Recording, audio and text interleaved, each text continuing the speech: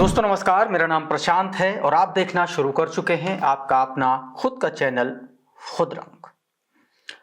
4-5 बहुत बड़ी खबरें हैं।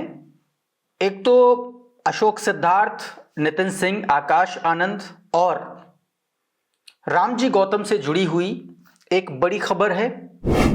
उसकी बात करेंगे कि कैसे रामजी गौतम ने एक बड़ा दांव चला और उसके बाद एक बड़ी जिम्मेदारी उनको मिल गई। उस जिम्मेदारी की बात करेंगे। आपको बताऊंगा कि अब बहन जी ने कौन सा बड़ा फैसला ले लिया है, इसके बारे में चर्चा करेंगे। साथ में बताऊंगा बहुजन समाज पार्टी की सबसे युवा और महिला नेता डॉक्टर इंदु चौधरी ने अब उनको कौन सी बड़ी जिम्मेदारी बहन जी ने दी है, इस पर बातचीत करेंगे।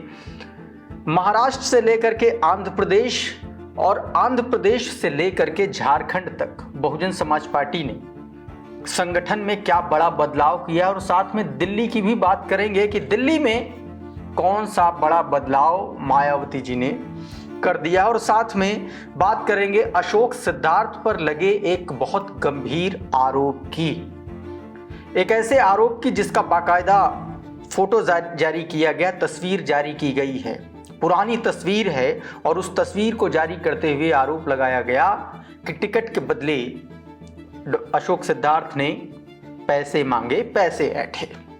आपको इसके बारे में बताऊंगा, साथ में जानकारी दूंगा कि कौन कौन बसपा के नेता अब अशोक सिद्धार्थ के साथ में खड़े हो गए हैं, इसके बारे में बताऊंगा। साथ में एक बहुत अहम, बहुत महत्वपूर्ण बात की जानकारी दूंगा। बाबा साहब डॉक्टर भीमराव अंबेडकर के खिलाफ कौन सी नई साजिश रची जाने लगी है, इस पर भी बातचीत करेंगे। लेकिन सबसे पहले जिस बड़ी खबर की बात करूंगा दोस्तों, वो जो है वो अशोक सिद्धार्थ से जुड़ी हुई। अशोक सिद्धार्थ के साथ में बहुजन समाज पार्टी के तमाम बड़े पुराने नेता अब खड़े होने लगे हैं। अशोक सिद्धार्थ के निष्कासन के साथ ही पुरानी परतें खुलने लगी हैं संगठन में उन लोगों की जो लगातार बहुजन समाज पार्टी को खोखला कर रहे हैं। और ऐसा ही एक ट्वीट, एक बयान सामने आया है जसवीर सिंह गढ़ी का। पंजाब के पूर्व प्रदेश अध्यक्ष, हाल फिलहाल में उनको पार्टी से निकाला गया है। उन्होंने एक वाकये का जिक्र करते हुए सीधे तौर पर कई गंभीर आरोप लगाए हैं रामजी गौतम के करीबी बेनीवाल पर। उन्होंने क्या कुछ लिखा है, सीधे तौर पर मैं आपको बताने की कोशिश करता हूं। उन्होंने ट्वीट करते हुए लिखा कि माननीय अशोक सिद्धार्थ जी, पूर्व सांसद, राष्ट्रीय कोऑर्डिनेटर श्री आकाश आनंद जी के ससुर जी, बहन मायावती जी के संबंधी, ये ब्रैकेट में पूरा इंट्रोडक्शन दिया है। जय भीम। आपके निष्कासन की दुखदाई खबर सुनी, बहुत दुख हुआ। सुकून इसलिए मिला कि जब आप जैसे पार्टी के सीनियर लीडर एवं रिश्तेदार की कदर नहीं है तो मैं किस खेत की मूली हूं। चोरी, मक्कारी और चुगलखोरी में माहिर प्रभारी रणधीर सिंह बेनीवाल, जो कि मुश्किल से 10वीं जमात भी पास नहीं है, इस एक ही आदमी प्रभारी बेनीवाल ने सब बर्बाद कर दिया। हरियाणा, पंजाब, हिमाचल, चंडीगढ़, दिल्ली और पार्टी के कर्मठ कार्यकर्ता भी 24 सितंबर 2024 को दिल्ली आकर के इस चोर प्रभारी बेनीवाल का मैंने आप तक पंजाब का काला चिट्ठा दिया था। निवेदन भी किया था कि आप बहन मायावती जी से हमारी मुलाकात करवा दें, समय रहते आप हमारा साथ देते तो आज आपको यह दिन न देखना पड़ता। आपके निष्कासन का दुख है। धन्यवाद एवं आदर से। इस पूरे ट्वीट को पढ़ करके एक बात समझ में आती है दोस्तों, वो ये कि अशोक सिद्धार्थ ही नहीं, बहुत सारे ऐसे लोग हैं जो अंदर ही अंदर पार्टी को खोखला कर रहे हैं, पार्टी के नाम पर वसूली कर रहे हैं। रणधीर बेनीवाल पर कई गंभीर आरोप लगाए हैं जसवीर सिंह गढ़ी ने। जसवीर सिंह गढ़ी वही व्यक्ति हैं जिनको कुछ दिन पहले ही पार्टी से निकाला गया था और उन्होंने एक ऐसे वाकये का जिक्र किया जिसमें वो सीधे तौर पर कह रहे हैं कि 24 सितंबर को उन्होंने रणधीर बेनीवाल का पूरा काला चिट्ठा उन्होंने उनको रखा था, उनके सामने बताया था, रखा था और कहा था कि बहन जी से आप हमारी मुलाकात करवा दें। रणधीर बेनीवाल दोस्तों रामजी गौतम के बेहद करीबी माने जाते हैं और इतने गंभीर आरोप के बावजूद भी जो है रणधीर बेनीवाल को अभी भी पार्टी में बना करके रखा गया है। तो ये एक बहुत बड़ा खुलासा है दोस्तों। अब दूसरी तरफ वाले भी लोग हैं जो सीधे तौर पर डॉक्टर अशोक सिद्धार्थ को निकाले जाने से खुश हैं और कई पुराने आरोप जो हैं, पुरानी जो घटनाएं हैं, उनको कुरेद रहे हैं। सोशल मीडिया प्लेटफॉर्म एक्स पर एक तस्वीर जारी की गई एक ट्विटर हैंडल से। इस ट्विटर हैंडल को जो व्यक्ति चलाते हैं उनका नाम है प्रवीण। प्रवीण ने बहन कुमारी मायावती जी का वो ट्वीट, वो कोट जिसमें उन्होंने निलंबन की, निष्कासन की जो कार्रवाई की थी, उस ट्वीट को कोट करते हुए उन्होंने सीधे तौर पर एक तस्वीर लगाई और उस तस्वीर में बहुजन समाज पार्टी में उस वक्त रहे लालजी वर्मा, जो अब समाजवादी पार्टी में हैं, वो दिखलाई पड़ रहे हैं। डॉक्टर अशोक सिद्धार्थ दिखलाई पड़ रहे हैं और साथ में एक और व्यक्ति, शायद वो कौन है मैं नहीं पहचान पा रहा हूं, हो सकता है कि वो, मतलब मुझे उनके बारे में नहीं पता, लेकिन उस तस्वीर में अशोक सिद्धार्थ की तरफ इशारा करते हुए यह बताया गया है कि प्रवीण मारिया इनका ट्विटर हैंडल है और इन्होंने ये कहा कि उनके पिताजी को जब टिकट मिल रहा था बहुजन समाज पार्टी से, उस वक्त डॉक्टर अशोक सिद्धार्थ ने उनके पिताजी से पैसों की मांग की। 15 साल काम किए थे। सीधे तौर पर प्रवीण मारिया ने क्या लिखा, उन्होंने लिखा कि ये काम आज से 15 वर्ष पूर्व हो जाना चाहिए था। साथ में मैं एक तस्वीर साझा कर रहा हूं जिसमें अशोक सिद्धार्थ और लालजी वर्मा द्वारा मेरे पिताजी डॉक्टर संतोष मारिया को जिस विधानसभा क्षेत्र में 15 साल उन्होंने काम किया था, उसी क्षेत्र में टिकट के लिए पैसा मांगा गया, जिसे नहीं देने पर उनका टिकट काट दिया गया। और वो तस्वीर जारी की गई है प्रवीण मारिया ने।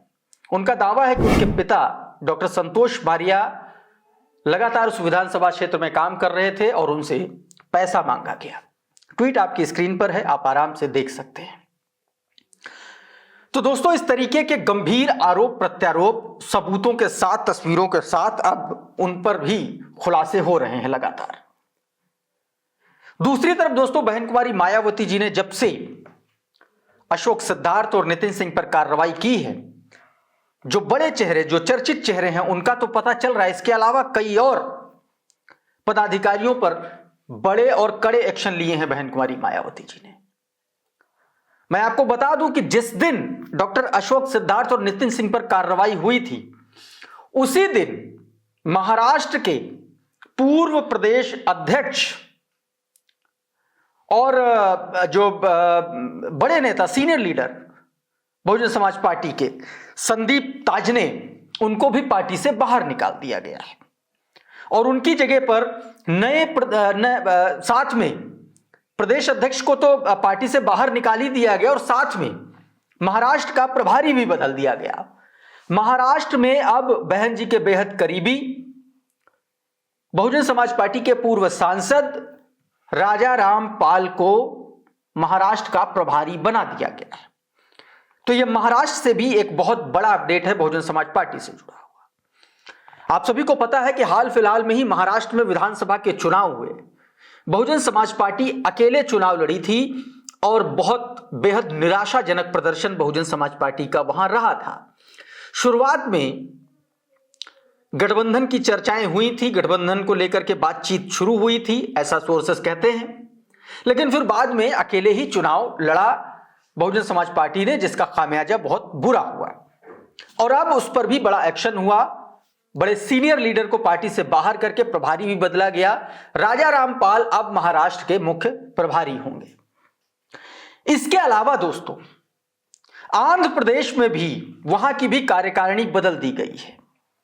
आंध्र प्रदेश में यूथ लीडरशिप को मौका दिया गया। बड़े लंबे वक्त से बहुजन समाज पार्टी में युवाओं को मौका देने की बात चल रही थी और आंध्र प्रदेश में जो फैसला मायावती जी ने लिया है, उससे कहीं ना कहीं यह संकेत मिल रहा है, यह संदेश मिल रहा है कि आने वाले वक्त में जो पुरानी और जो ओल्ड लीडरशिप है, उसको थोड़ा सा पीछे करके युवाओं को मौका दिया जाएगा।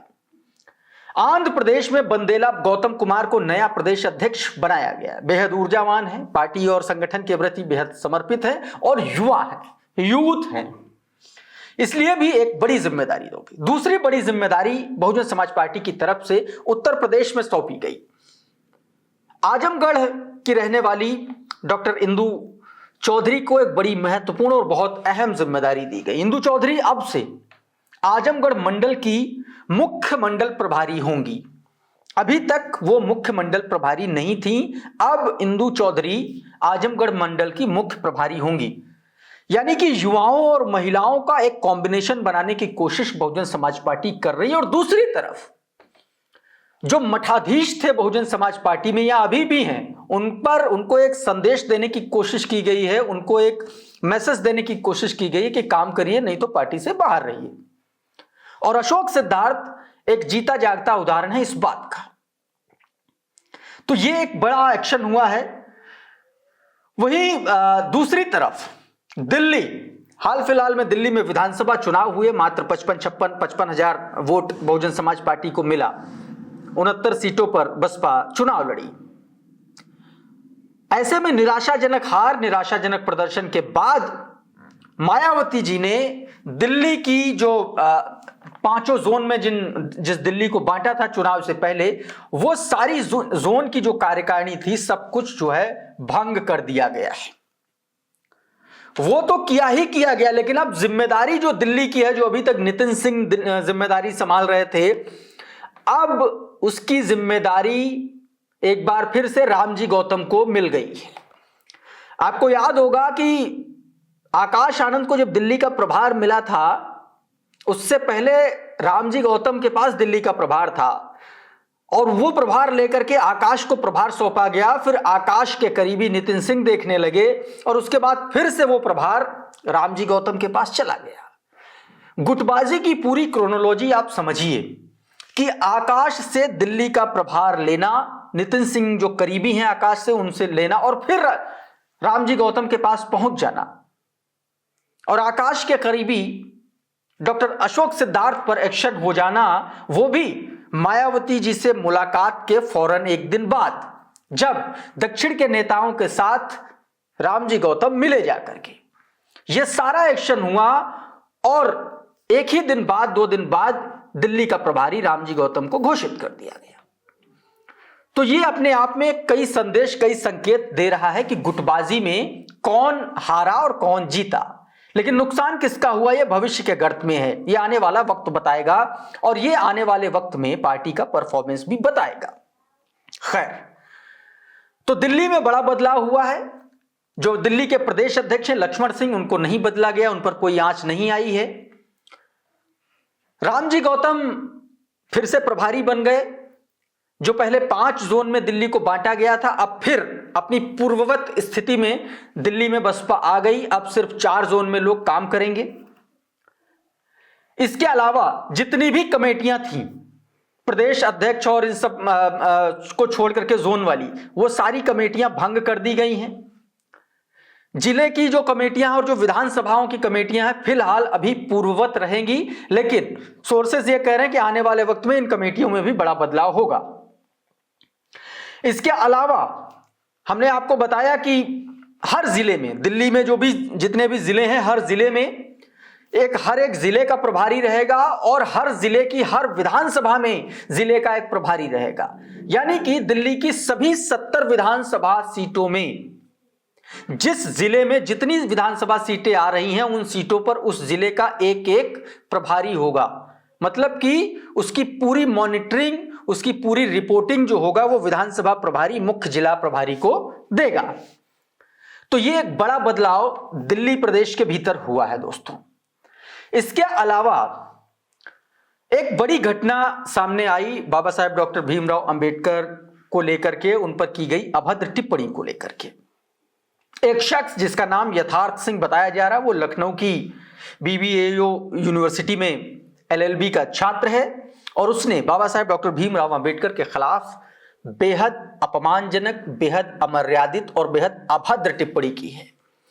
सोशल मीडिया पर यह वीडियो वायरल हो रहा है। उसने क्या कुछ कहा है हम आपको न बता सकते हैं न दिखा सकते हैं, लेकिन ये वीडियो सोशल मीडिया प्लेटफॉर्म पर आपको आसानी से उपलब्ध है, वहां पर जाकर के सुन सकते हैं और देख सकते हैं। लेकिन फिलहाल मैं उसकी ऑडियो अपने प्लेटफॉर्म पर नहीं दिखाऊंगा आप लोगों को।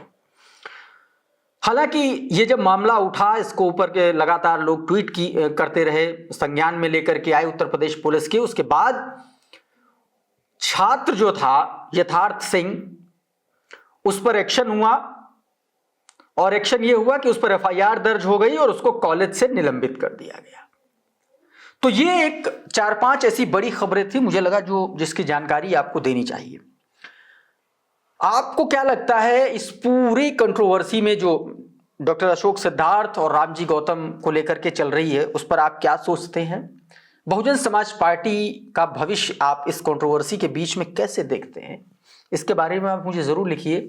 और जिस तरीके से बहन कुमारी मायावती जी ने संगठन में बदलाव करना शुरू किया और कड़े फैसले लेने शुरू किए हैं, इससे आपको क्या लगता है? क्या इन कड़े फैसलों से बहुजन समाज पार्टी का उत्थान होगा? क्या सीनियर लीडरशिप को किनारे लगाने के लिए पार्टी से निकालना जरूरी है? इस पर आप अपनी हमें राय दीजिए। और अगर पार्टी से निकाला नहीं जाना चाहिए तो फिर उनको क्या काम दिया जाना चाहिए, कैसे उनको मैनेज किया जाना चाहिए? आपका क्या मानना है, आपका क्या सुझाव है, ये भी जरूर लिखिए। और ये वीडियो अगर आपको अच्छा लगा, इसमें दी गई जानकारी अच्छी लगी, हमारा विश्लेषण आपको अच्छा लगा, तो इसको लाइक कर दीजिए, इसको शेयर कर दीजिए। और चैनल पर अगर नए आए हैं तो चैनल को सब्सक्राइब कर लीजिए, बेल आइकन जरूर दबा दीजिए, ताकि इसी तरीके के तमाम वीडियोस आपको सबसे पहले मिलते रहें। साथियों, बहुत बहुत शुक्रिया, बहुत बहुत धन्यवाद। आप जुड़े रहिए आपके अपने खुद के चैनल खुद रंग के साथ। नमस्कार।